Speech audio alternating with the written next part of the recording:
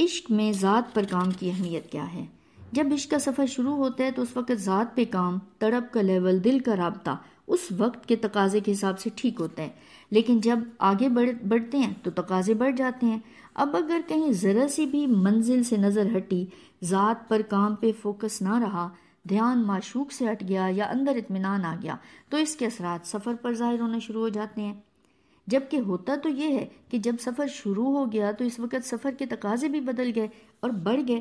اب ہمیں مزید گہرائی میں جا کے خود کو چیک کرنا ہے اور ذات پر کام کے پوائنٹ پکڑ کر ان پر کام کرنا ہوگا۔ جتنا اور گہرائی میں پڑے ہوئے پوائنٹس پر ورکنگ ہوگی تو مزید اپنے اندر گھستے جائیں گے۔ جتنا اپنی ذات میں گھسیں گے اتنا اندر تہہ میں پڑے ہوئے گن نظر آئیں گے اور ان سے نجات پانے کے لیے دوڑیں لگائیں گے۔ جتنا ذات پر کام ہوگا، اندر جھکے گا، عاجزی آئے گی تو عمل میں تبدیلی آئے گی اور سفر میں تیزی ہوگی، آگے بڑھیں گے۔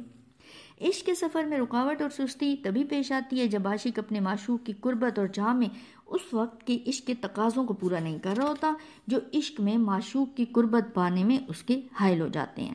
جب اندر جذبہ نہیں ہوتا اور ہم اپنی ذات کے محور میں رہتے ہوئے سب جانتے ہوئے بھی کچھ نہیں کرتے جو عشق کا تقاضا ہے اور معشوق کی رضا ہے، تو ایسا نہ کرنے کی وجہ یہ ہوتی ہے کہ وہاں وہ تقاضا نبھانے میں ہماری ذات کی نفی ہو رہی ہوتی ہے، خواہشیں، مرضیاں، نائیں توڑی جاتی ہیں۔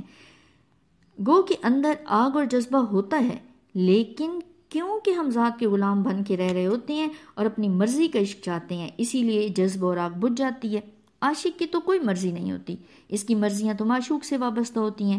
اس لمحے عاشق بھول جاتا ہے کہ اسے ذات کا نہیں بلکہ اپنے معشوق کی خوشی اور رضا میں راضی رہ کر معشوق کی پہلی نظر کا قیدی بن کے رہنا ہوتا ہے، جو معشوق اپنے عاشق پر ازل میں کرتا ہے۔ اپنی ذات کی نفی کے لیے ہر لمحہ خود پر نظر رکھ کے پوائنٹ پکڑیں اور خود کو ہاٹ سیٹ پر بٹھائے رکھیں تو یہ بھی آپ کے لیے سود مند ہوتا ہے، کیونکہ تب ہم خود اپنی غلطیاں پکڑ کر کوئی سٹیپ لے سکتے ہیں۔